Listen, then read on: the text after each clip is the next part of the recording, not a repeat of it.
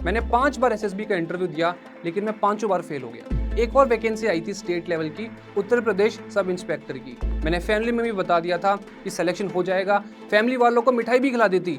Result आया और मेरा सिलेक्शन फिर भी नहीं हुआ उसमें। इसके बाद एक और इंसिडेंट हुआ मेरे साथ। मैं जिम में वर्कआउट कर रहा था। एक्सेसिव वेट लिफ्टिंग की वजह से मेरे लेफ्ट शोल्डर में डिसलोकेशन और फ्रैक्चर हो गया। डॉक्टर ने मुझे एक ऐसी लाइन बोली जिसको सुन के ही 2 सालों की कड़ी मेहनत, 13 गवर्नमेंट एग्जाम्स और रिजल्ट क्या रहा?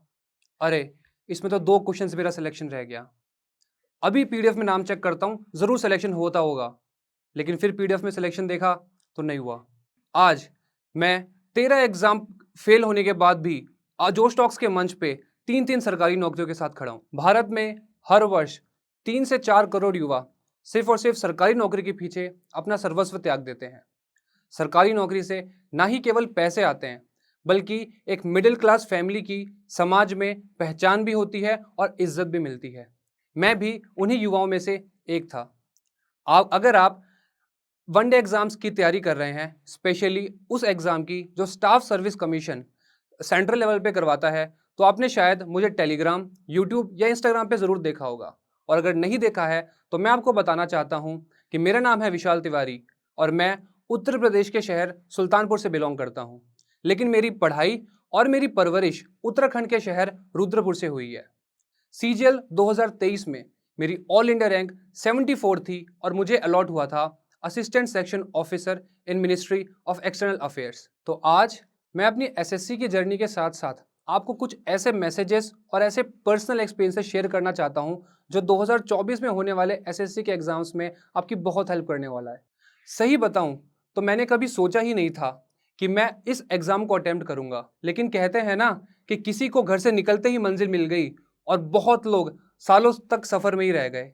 सेम वही कहानी मेरी भी है। 12th के बाद मेरे पेरेंट्स ने ये सोचा था कि मैं डॉक्टर बनूंगा। 12th के बाद मैंने नीट का एग्जाम भी दिया, पर मैं क्वालिफाई नहीं कर पाया।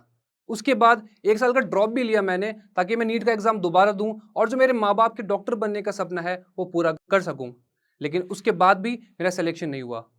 फिर मैंने ये सोचा कि अब मैं ग्रेजुएशन करता हूं और उसके बाद जो मल्टीपल अपॉर्चुनिटीज ओपन होंगी सेंट्रल गवर्नमेंट और स्टेट गवर्नमेंट एग्जाम्स की, मैं उनमें ट्राई करूंगा।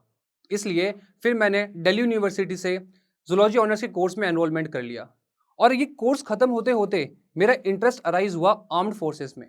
तो अपनी ग्रेजुएशन के बाद मैंने आर्म्ड फोर्सेस के पेपर जो कि सीडीएस और एफकैट होते हैं वो दिए।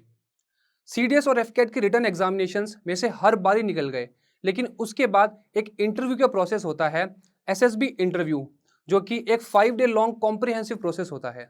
मैंने 5 बार एसएसबी का इंटरव्यू दिया, लेकिन मैं पांचों बार फेल हो गया। इन्हीं एसएसबी के इंटरव्यूज के प्रोसेस के बीच में एक और वैकेंसी आई थी स्टेट लेवल की, उत्तर प्रदेश सब इंस्पेक्टर की, और रिकॉर्ड 9,500 वैकेंसी आई थी। मैंने उसका ही पेपर दिया। जब आंसर की आई तो पता लगा कि लास्ट ईयर जो कट ऑफ गई थी मेरे उससे 32 मार्क्स ज्यादा थे और मैं बहुत ही कॉन्फिडेंट था कि इस बार तो सिलेक्शन हो ही जाएगा मेरा। मैंने फैमिली में भी बता दिया था कि सिलेक्शन हो जाएगा, फैमिली वालों को मिठाई भी खिला देती कि आप बता दीजिए सबको कि इस बार सिलेक्शन पक्का है। लेकिन फिर क्या हुआ, रिजल्ट आया और मेरा सिलेक्शन फिर भी नहीं हुआ उसमें। हम एस्पिरेंट्स के साथ क्या होता है ना कि जब हम किसी एग्जाम की बहुत जिद्दोजहद से तैयारी करते हैं और रिजल्ट नहीं आता, तो सबसे ज्यादा दुख इस बात का होता है कि जब हम ये बात अपने पेरेंट्स को बताएंगे तो उनका रिएक्शन कैसे होगा। लेकिन ये जो हमारा कॉन्टिन्यूस फेलियर वाला एक टाइम होता है, ये हमारे अंदर ना ही सिर्फ पेशेंस डेवलप करता है, बल्कि हमें और भी ज्यादा मोटिवेट करता है कि वो पेरेंट्स जो हमारे लिए दिन रात एफर्ट्स और हार्डवर्क कर रहे हैं, हम उसको रिटर्न कैसे करेंगे। जब मेरी 5th एसएसबी थी तो मेरा सेंटर आया था बेंगलोर, और वो मेरी लाइफ का फर्स्ट टाइम था जब मैं नॉर्थ से साउथ की ओर जा रहा था एक इंटरव्यू देने के लिए। लेकिन जो 5 डेज का लॉन्ग इंटरव्यू प्रोसेस होता है उसमें मैं फर्स्ट डे ही आउट हो गया। बहुत बुरा लगा। फिर वहां पे दोस्तों ने डिसाइड किया कि अब वापस चलते हैं, लेकिन एक अंदर से शर्म आती है ना कि हम सक्सेसफुल भी नहीं हो पा रहे और पेरेंट्स से पैसे भी ले रहे हैं, तो क्या किया जाए इसका। उस एसएससी का नोटिफिकेशन आउट हुआ था और मुझे मेरे दोस्तों से पता लगा एसएससी एग्जाम के बारे में। तभी मैंने उस एग्जाम के बारे में देखा, उसके बारे में पढ़ा और ये सोचा कि डिफेंस के साथ साथ अब मैं इस एग्जाम को भी दूंगा ताकि मेरे पास एक और सिक्योरिटी रहे। उसके बाद जो नेक्स्ट सीजल आया 2022 का, मैंने वो दिया और मेरा प्रीलिम्स क्लियर हो गया। इसके बाद एक और इंसिडेंट हुआ मेरे साथ। मैं जिम में वर्कआउट कर रहा था, एक्सेसिव वेट लिफ्टिंग की वजह से मेरे लेफ्ट शोल्डर में डिसलोकेशन और फ्रैक्चर हो गया। उसके बाद जब मैं डॉक्टर को दिखाने गया तो डॉक्टर ने मुझे एक ऐसी लाइन बोली जिसको सुन के ही वहीं पर मुझे रोना आ गया डॉक्टर के कैबिन में ही। और वो ये था कि अब आप डिफेंस एग्जाम की तैयारी छोड़ दीजिए और इस जो फ्रैक्चर हुआ है आपका उसका तुरंत ही ऑपरेशन करवाइए। और वो एक ऐसा टाइम था जब मैं बहुत ही इमोशनल हो गया, क्योंकि मैंने अपने 1.5 साल इन्वेस्ट किया था उन चीज़ों के पीछे। अब कैसे छोड़ा जाए उसको, मेरे लिए बहुत टफ हो गया था। हम घर आए, डिस्कस किया पेरेंट्स ने और भी लोगों ने। उसके बाद जो मेरा सीजीएल निकालने का मोटिवेशन था वो जस्ट डबल हो गया था। उसके बाद मैंने अपने पेरेंट्स से बोल दिया था कि अब मैं अपने शोल्डर का ऑपरेशन नहीं करवाऊंगा जब तक मेरा मेंस नहीं हो जाता, जो अगले 2 महीने में होने वाला है। फिर मैंने पढ़ाई की, मेंस दिया, घर से ही मैंने पढ़ाई की थी, सेल्फ स्टडी की थी। मैंने कुछ स्पेसिफिक टीचर्स को यूट्यूब पे फॉलो किया, उनसे बेसिक्स पढ़े और फिर सेल्फ प्रैक्टिस पे डिपेंड कर गया मैं। जब रिजल्ट आया तो मेरी ऑल इंडिया रैंक थी 16,259 और मुझे पोस्टल असिस्टेंट मिला था। मेरी फैमिली में ये फर्स्ट सेंट्रल गवर्नमेंट जॉब थी। मैं, मेरे पेरेंट्स, हम सब बहुत खुश थे, लेकिन हम सेटिस्फाइड नहीं थे, क्योंकि उनको भी और मुझे भी एक्सपेक्टेशन थी कि मैं इससे और ज़्यादा अच्छा कर सकता हूँ। तो उसके बाद मैं तुरंत ही सीजीएल 2023 की प्रेपरेशन में लग गया।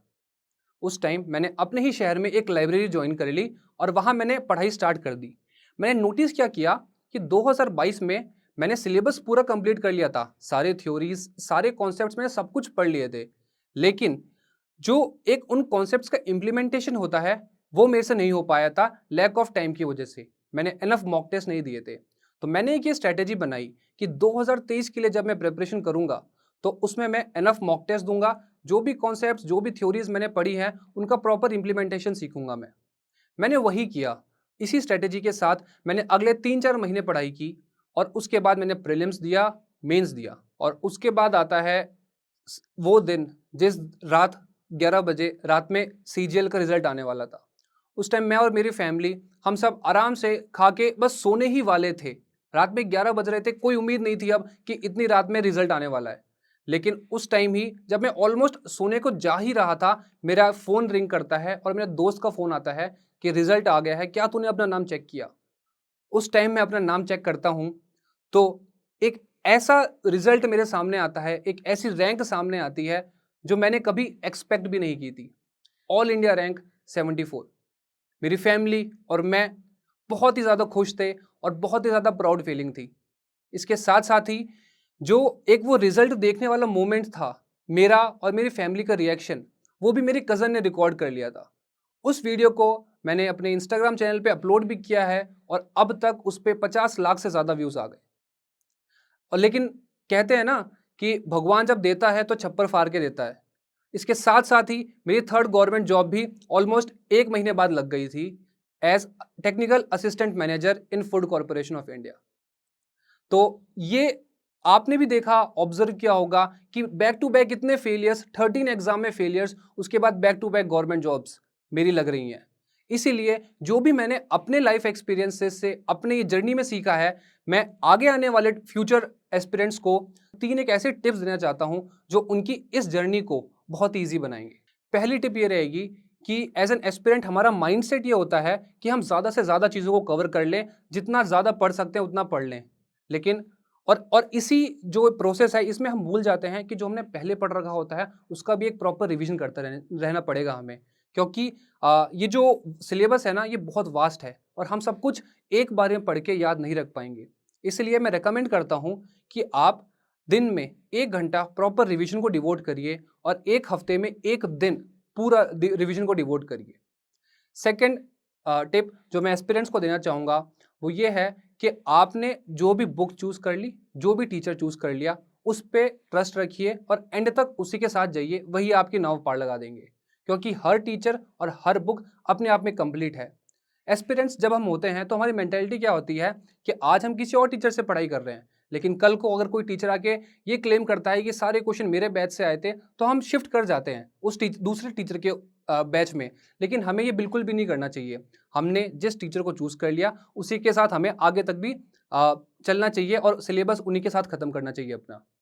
तीसरी टिप मेरी ये रहेगी एस्पिरेंट्स को कि हमें कभी भी दूसरों को देखकर, दूसरों की प्रोग्रेस को देखकर, दूसरों के मार्क्स को देखकर डिमोटिवेट नहीं करना है खुद को। हमें आगे लेके जाएगी हमारी खुद की मेहनत। तो हमें दूसरों से नहीं बल्कि अपनी मेहनत, अपने रिजल्ट से मतलब होना चाहिए और वही चीज़ है जो हमें आगे लेके जाएगी। और मेरे अकॉर्डिंग अगर कोई भी एस्पिरेंट ऑनेस्टली, डेडिकेटेडली 7-8 घंटे दिन में पढ़ाई कर रहा है, उसने स्टेप वाइज सिलेबस को अप्रोच किया है और उसके साथ-साथ ही वो मॉक टेस्ट भी दे रहा है, उनका एनालिसिस भी अच्छे से कर रहा है और जो भी अपनी गलतियां हैं उसको सुधार रहा है, तो वो 2024 में ही सरकारी नौकरी एक ले लेगा और अपने पेरेंट्स को बहुत ही प्राउड फील करवाएगा। तो ये थी मेरी छोटी सी जर्नी लाइफ की, जो मुझे लगा कि मुझे बताना चाहिए और आज मैं जो स्टॉक्स की पूरी टीम को अपने तहे दिल से आभार प्रकट करता हूं कि उन्होंने मुझे एक ऐसा प्लेटफॉर्म प्रोवाइड किया जहां मैं ना सिर्फ अपनी सक्सेस की स्टोरी बल्कि अपनी फेलियर के भी स्टोरीज जो हैं वो आपके साथ शेयर करूं, क्योंकि क्या होता है ना कि फेलियर्स हम सब फेस करते हैं फेलियर्स को, लेकिन उस फेलियर से उभरना कैसे है वो वही चीज़ है, वही एक एटीट्यूड है जो हमें आगे लेके जाता है। मैंने भी पहले नीट दिया, वहाँ पे नहीं मेरा सिलेक्शन हुआ, फिर मैं डिफेंस में गया, फिर मैं पुलिस के एग्ज़ाम्स में भी गया, वहाँ भी सिलेक्शन नहीं हुआ मेरा और एंड में जाके डेस्टिनी मुझे एक ऐसी जगह पे लेके आई जहाँ मैंने कभी सोचा भी नहीं था। और आज जब मैं देखता हूँ तो मुझे बहुत ही अच्छा फ़ील होता है कि आज मैं जिस पोज़ीशन पे हूँ वो दी बेस्ट पोज़ीशन है। इसलिए मुझे होप है और मैं ये सोचता हूँ कि जो भी मेरी लाइफ़ की जर्नी थी उसको अगर आप देख रहे होंगे तो वो आपको मोटिवेट करेगी। और इसी के साथ मैं अपनी स्पीच को एंड करना चाहूँगा 2 लाइनों से कि आपकी बुलंदियाँ जो हैं वो सब लोग देखते हैं, लेकिन आपके पैर के छाले जो हैं वो सिर्फ़ और सिर्फ़ आप ही को पता होंगे। Thank you so much.